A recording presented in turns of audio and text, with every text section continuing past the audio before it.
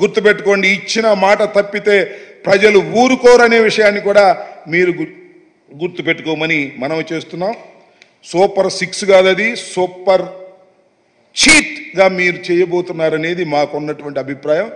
దాన్ని కూడా సరి చేసుకునే ప్రయత్నం చేయాల్సిందిగా ఈ సందర్భంగా నేను మిమ్మల్ని కోరుతున్నా. ఇంకపోతే ఇంకో చివరి విషయం,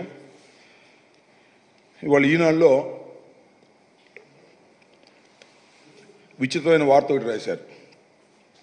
15 నుంచి ప్రజా దర్బారు చేస్తున్నట్టు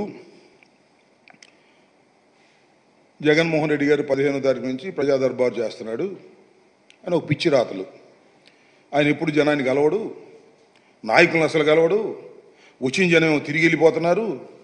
ఇప్పుడు 15వ తారీఖు నుంచి మాత్రమే ఈయన ప్రజా దర్బార్ నిర్వహిస్తున్నాడు అనేటువంటి పిచ్చి మాటలు ఈనాడుకు అలవాటే. దానిలో పెద్ద ఆశ్చర్యకరమైన విషయం లేదు. ఏదో రామోజీరావు గారు పోయాడు, ఇప్పుడు ఏదో వాళ్ళ అబ్బాయి పేరేంటి కిరణ్ వచ్చాడు, ఏదైనా మాట్లాడేమనుకున్నాం. మాట్లాడనుకోవటం మన పొరపాటు, వాళ్ళ అబ్బాయే కదా. చంద్రబాబు నాయుడు గారిని మోయటమే వారి పని. జగన్మోహన్ రెడ్డి గారిని వ్యక్తిగతంగా హననం చేయాలనేదే వారి ప్రధాన ఉద్దేశం.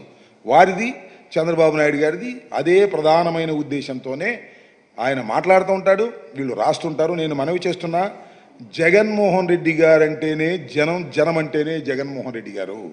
ఎప్పుడూ జగన్మోహన్ రెడ్డి గారు జనానికి దూరంగా లేరు.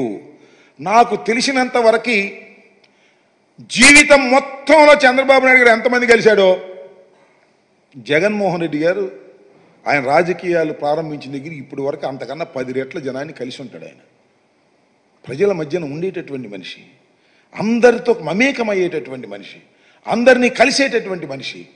అలాంటి మనిషిని ఆయన జనాన్ని కలవట్లేదు, నాయకులతో మాట్లాడట్లేదు, నాయకుల్ని కలవట్లేదు అనేటువంటి దుర్మార్గమైనటువంటి మాటలు రాసి ఈ రకంగా చేయాలనేటువంటి ప్రయత్నం చంద్రబాబు నాయుడు గారు చేస్తున్నారు.